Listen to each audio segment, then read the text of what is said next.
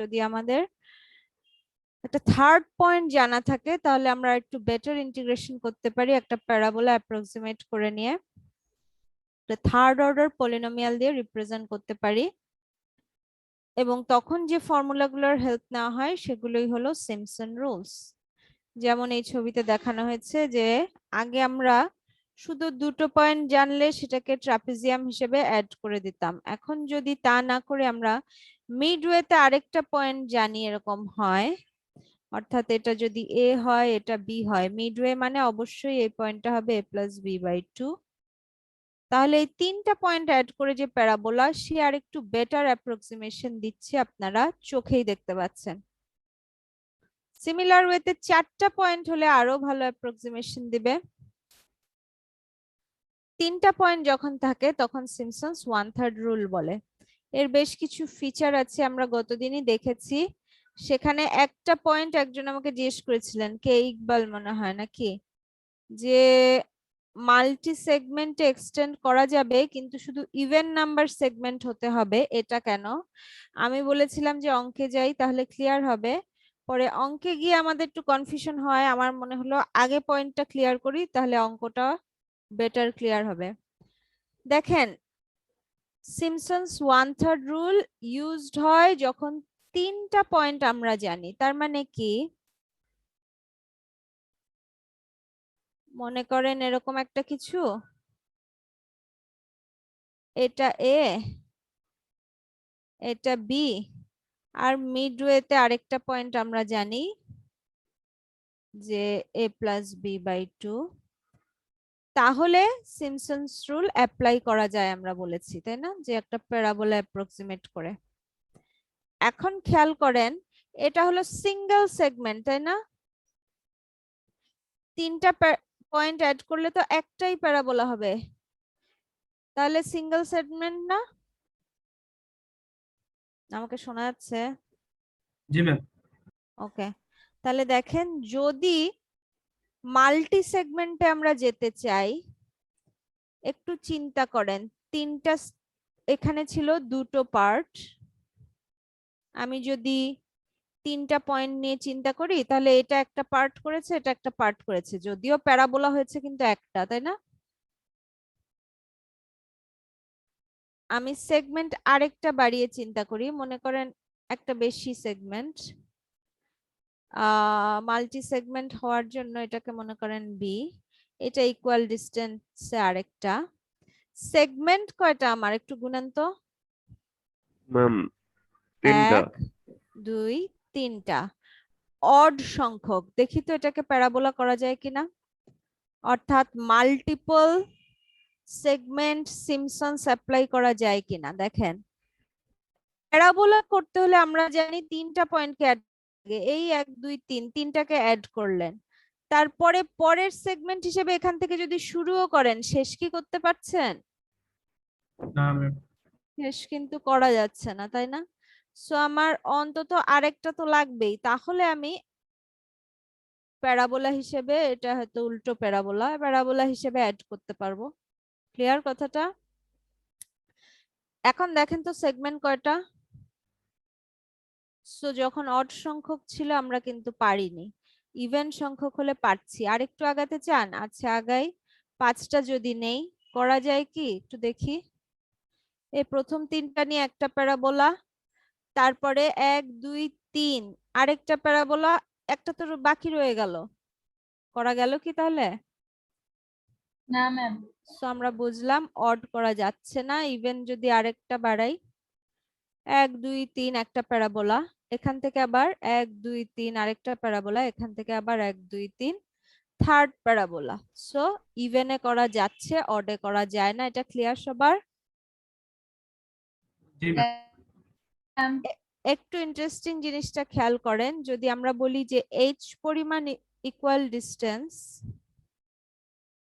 তাহলে এই পয়েন্টটা হলো a প্লাস h, এই পয়েন্টটা হলো a প্লাস 2h, এই পয়েন্টটা হলো a plus 3h, a plus 4h plus 5h plus 6h। প্রত্যেকটা প্যারাবোলার আমরা প্রতিটার জন্য এই ফর্মুলাটা ইউজ করব, জানি তাই না? জি ম্যাম। প্রতিটা প্যারাবোলার জন্য দেখেন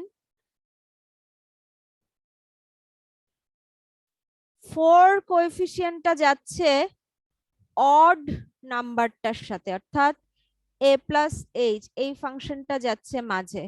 এটা প্রথম এফ অফ এ, এটা F of A plus H, অর্থাৎ এটা F of A plus 2h শেষেরটা।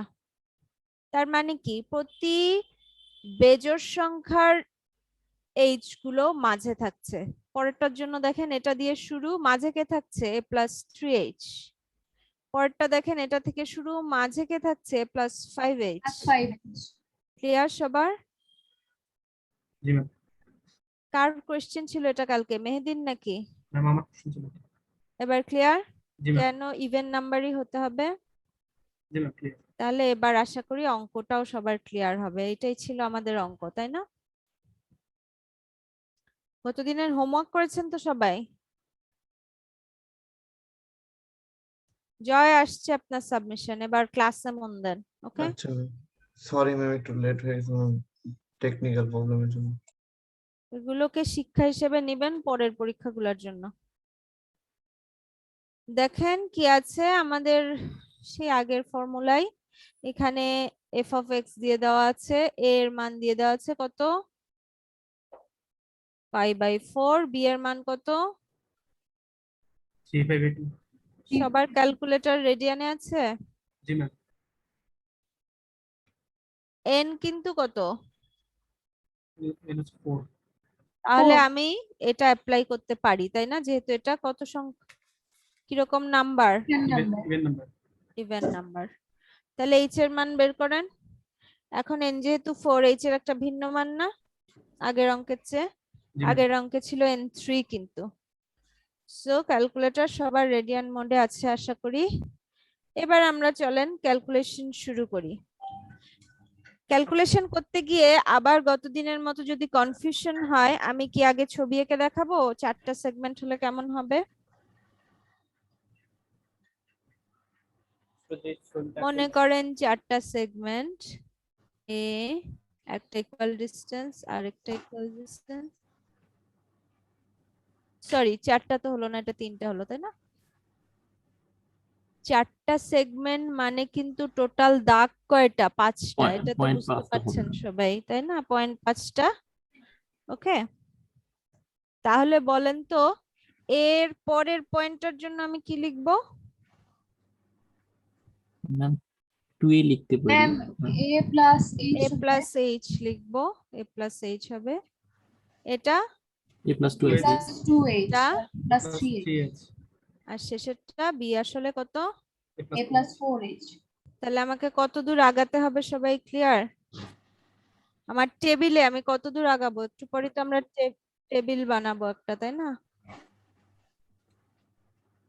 So টেবিলে আমি আগাবো a plus H, a plus 2h, a plus 3h, a plus 4h। তাতে করে আসলে প্যারাবোলা কয়টা হলো বলেন তো? ম্যাম 2টা। দুইটা। দেখতে পাচ্ছেন সবাই? 3টা পয়েন্টকে অ্যাড করে একটা প্যারাবোলা।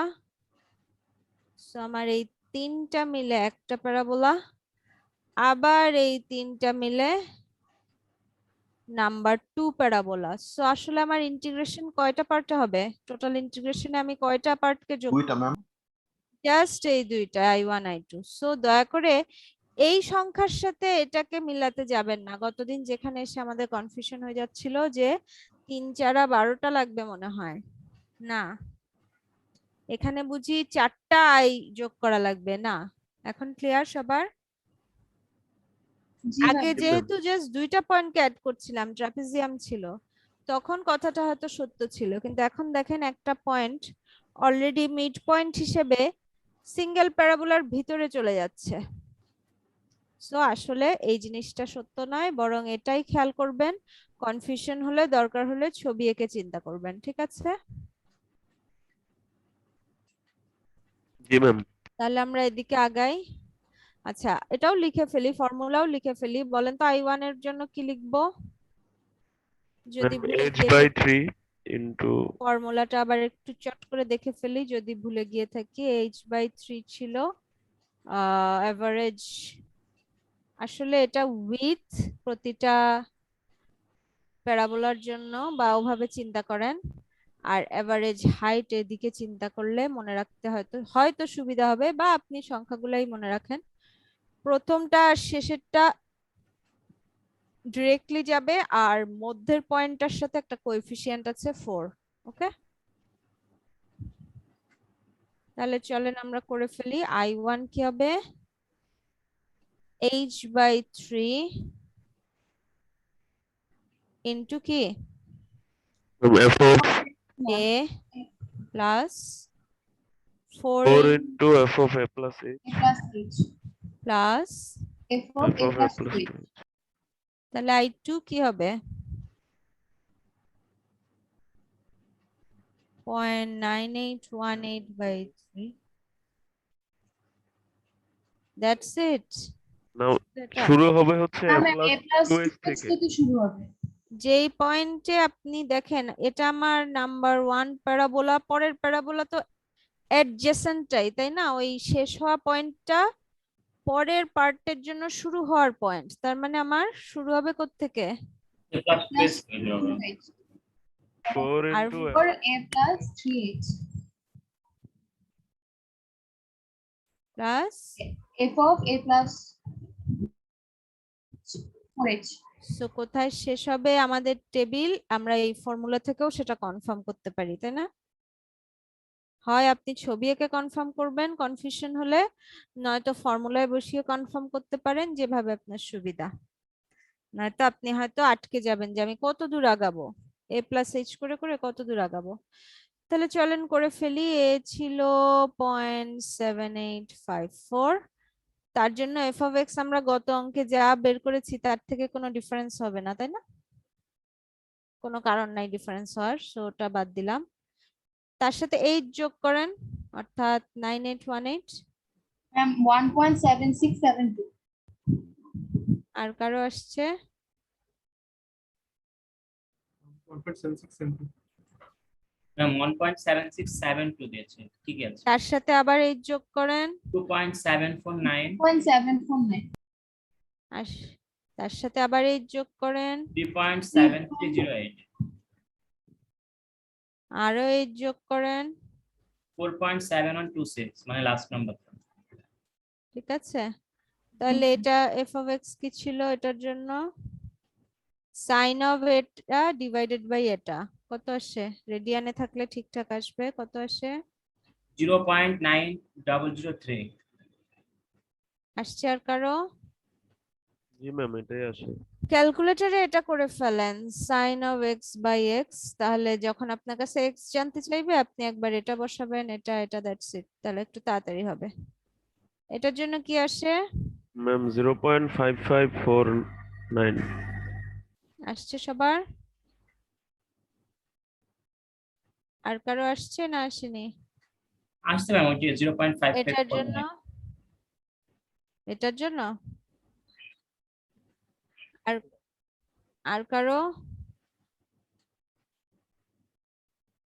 জি হ্যাঁ, ওইটি 0.139 হবে, পরেরটার জন্য মাইনাস 0.1489।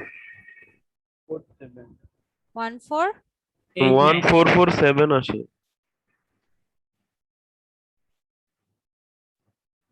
এটার জন্য আমরা 4 ডিজিটেই থাকি, এটার জন্য মাইনাস হওয়ার কথা। মাইনাস কত?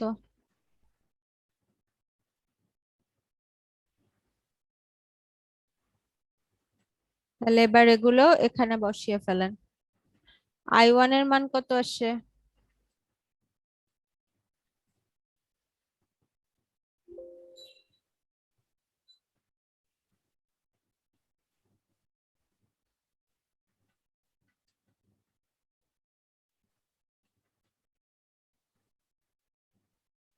I1 কত আসে যদি আপনি এই তিনটাকে ইউজ করে I1 বানাচ্ছেন? হয়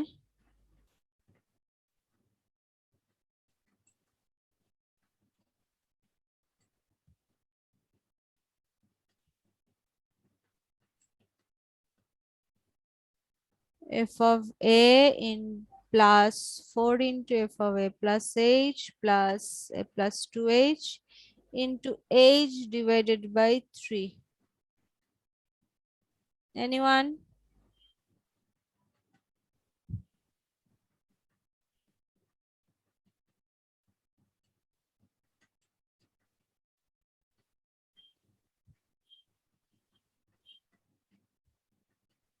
কারোই আসছে মানে না? 1.066 তাহলে Yeah, I2 it is. 1392 plus 4 into minus 0.1489 plus minus 0.218822 into h by 3 কত আসে? ম্যাম মাইনাস 0.2188 আসছে। ওকে, জি ম্যাম এটাই। তাহলে এই দুইটা যোগ করে ফেলেন এখন। টোটাল আই কত আসে দেখেন।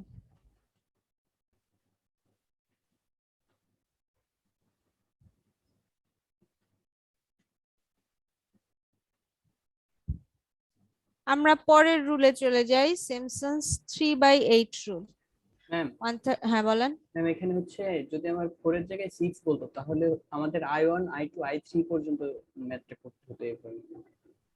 হ্যাঁ, পরের জায়গায় 6 হলে কতটা পার্ট আপনি চিন্তা করেন, কয়টা প্যারাবোলা হচ্ছে, যে কয়টা প্যারাবোলা হচ্ছে পার্ট আলাদা জিনিস, পার্ট হচ্ছে কয়টা পয়েন্ট আছে সেই অনুযায়ী পার্ট বলছে। এন এর সংখ্যা যদি আপনি চিন্তা করেন সেটা হচ্ছে পয়েন্ট গুলো কয়টা ভাগ করছে, কিন্তু পয়েন্ট গুলো কয়টা ভাগ করছে ততটাই প্যারাবোলা তো আর না। প্যারাবোলা হচ্ছে 3টা পয়েন্টকে নিয়ে, সো 6 যখন তখন 3টা প্যারাবোলা, তাই না? জি ম্যাম, দুইটা যদি এক্সট্রা হয় তাহলে a প্লাস 4h থেকে শুরু হবে, তখন এই তিনটা নিয়ে আবার আরেকটা হ্যাঁ হ্যাঁ, এটার থেকে আবার ম্যাম এক্সামের সময় কি আমরা রাফলি ছবিটা এঁকে দিতে পারবো? কোনো রাফ নিয়ে কখনো কেউ আপত্তি করেছে শুনেছেন? না ম্যাম মানে ম্যাথের মধ্যে আপনার যা মন চায় আপনার নিজের চেহারা এঁকে ম্যাথ করেন, আমার কোনো আপত্তি নাই যদি উপরে লিখে দেন রাফ। সিমসন্স 3/8 রুলে চলে যাই। সিমসন্স 3/8 রুল কি বলে? It is used when 4 points on the function are known so that a cubic interpolation can be used as this. যখন প্যারাবোলা ছিল আমরা এটুকু দেখেছি ফাংশনটার এক্সপ্রেশন, যখন 4টা পয়েন্ট অ্যাড করছি ডেফিনেটলি আরেকটা পাওয়ার বাড়বে, থার্ড অর্ডার পলিনোমিয়াল হবে, সো সেটা দেখতে হবে এরকম। আমরা চলে যাই সেটাকে কিভাবে ট্রিট করব, এবং তখন যথারীতি আবার যেহেতু থার্ড অর্ডার পলিনোমিয়াল আমরা ইন্টিগ্রেশন করছি সেই পলিনোমিয়ালটাকে। এক্ষেত্রে ফর্মুলায় একটা চেঞ্জ আসছে, দেখেন আগে ছিল h/3, এখন কি 3h/8 3h/8 রাখতে হবে, এবং 4টা পয়েন্টই আসছে দেখেন x0 x1 x2 x3। প্রথম এবং শেষেরটা সরাসরি এসছে, মাঝের দুটোর সাথে কোএফিসিয়েন্ট সিমিলার 3। ওকে, ম্যাম এই রোলের নামটা কি, এই যে এইচ এর যে মানে কোএফিসিয়েন্ট ওইটা থেকে আসছে? হ্যাঁ রুলের নামটা সিমসন্স, যখন এইচ এর কোএফিসিয়েন্ট ছিল 1/3 তখন 1/3 রুল ছিল, যখন কোএফিসিয়েন্ট দেখতে পাচ্ছেন এইচ এর 3/8 তখন 3/8 রুল। ঠিক আছে, জি ma'am. Okay good.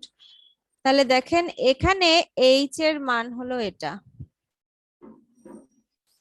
b minus a/3, অর্থাৎ আমার লোয়ার লিমিট আর আপার লিমিটের তফাৎটা ডিভাইডেড বাই 3। তাহলে আপনি যদি এইচ ইউজ না করে সরাসরি এটা ইউজ করতেন, এই চেহারাটা কি চেঞ্জ আসতো বলেন তো? এটুকুতে তো আর কোনো চেঞ্জ আসতো না, অ্যাজ ইট ইজ। তাহলে এখানে কি 1/8 চেঞ্জ আসতো আসতো? ম্যাম, 1/8 আর উপরে b minus a বিমানাস। a/8। Clear? So একটা সিঙ্গেল সেগমেন্ট হলে আমরা সরাসরি চাইলে এটাও ইউজ করতে পারি, মাল্টিপল সেগমেন্ট হলে বেটার আমরা এটাই ইউজ করব। ওকে, জি ম্যাম। আচ্ছা কেউ কি গেস করতে পারেন আমি যদি মাল্টিপল সেগমেন্ট ফর সিমসন্স 3/8 রুলে যাই এখানে কি কোনো রেস্ট্রিকশন আছে? আমি অড নাম্বার, ইভেন নাম্বার বা কিরকম কত সংখ্যক সেগমেন্ট হতে পারে? What do you think? যেহেতু 4টা করে পয়েন্ট লাগবে একটার প্যারাবোলার জন্য, তাহলে মনে হয় অড প্যারাবোলা নাম্বার না, হলে করা এটা যাবে না। কিন্তু থার্ড অর্ডার পলিনোমিয়াল। যখন পয়েন্ট আমার 1 2 3 4, তখন দেখেন কয়টা পার্ট আসলে, 4টা মিলে Segment তিনটা। একটা জি ম্যাম। সেগমেন্ট, 3টা, কিন্তু 1 2 3 সেগমেন্ট, দ্যাটস ওকে। এন এর মান 3 বলবে আপনাকে, কিন্তু আসলে কি টোটাল জিনিসটা আমাকে একটা পলিনোমিয়াল দিবে, কারণ 4টা পয়েন্ট যোগ করে একটা function, right? F of x টা সেই ma'am. 4টা পয়েন্টকে অ্যাড করছে। তার মানে এখানে কি ওই যে অড ইভেন নাম্বার সেগমেন্ট হলে তো হওয়া ম্যাম যাবে না? হওয়ার কথা না। এর চেয়ে যদি একটু বাড়াই, হোয়াট ডু ইউ থিঙ্ক? ধরেন 4টা পার্ট হলো, ডেফিনেটলি হবে না, কারণ এই 4টা মিলে একটা করলাম, এখান থেকে আবার শুরু করলে তো আরো 4টা লাগবে, কই আর আর কই, তাই না? জি ম্যাম। 5টা পার্ট যদি করি, হোয়াট ডু ইউ থিঙ্ক? এখানে শেষ হয়েছিল, এখান থেকে আবার করতে গেলে আমার 4টা লাগবে, আছে কয়টা পয়েন্ট? দুইটা। এরপরে হ্যাঁ 3, হলো না। তাহলে আমি 6টা করি পার্ট। এবার যদি আগাই এখান থেকে, 1টা পয়েন্ট, 2টা পয়েন্ট, 3টা পয়েন্ট, 4টা পয়েন্ট, করা গেল না? জি ম্যাম। তো আমার আমার এটা I2, এটা I1। 6টা হলে হচ্ছে, তার আগে হচ্ছিল না। তাহলে বলেন তো, আপনার কোনো গেস করতে জি পারছেন? ম্যাম, বেজোর হইলে হবে না এই ক্ষেত্রে মনে হইতেছে। বেজোড় হলে ছোট না, এটা তো 3 এর মাল্টিপল ইয়ে করে যাবে হয়তো। Exactly, very good. শুধু যে জোড় হলেই হবে তা কিন্তু না, তাহলে তো 4-এর জন্য হয়েছিল, না ম্যাম। সেটা কিন্তু হয়নি। আমার 6-এ এসে হয়েছে, তার আগে 3-এ হয়েছিল, এরপর দেখবেন 9-এ হবে। তার মানে কি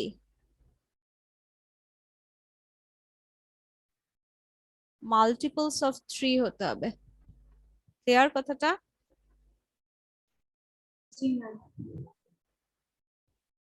Although Simpson's 1/3 rule is preferred than 3/8, it has utility when the number of segments is odd.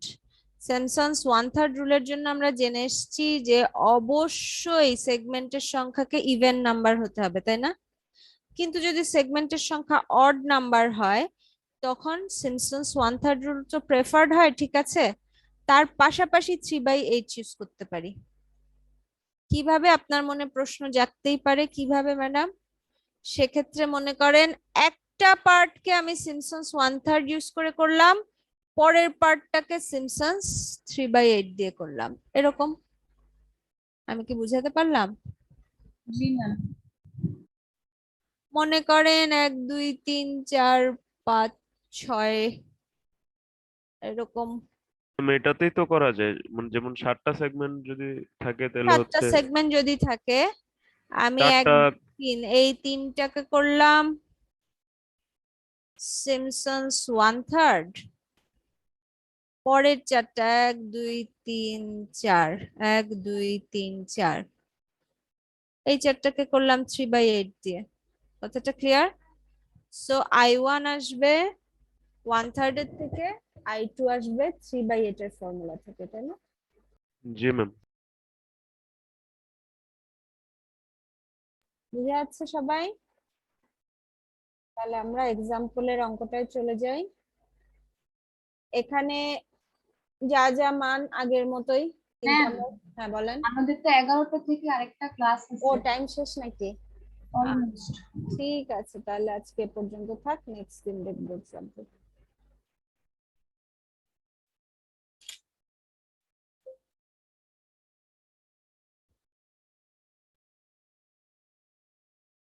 কারো কিছু বলার আছে? না ম্যাডাম। নাও। আল্লাহ হাফেজ।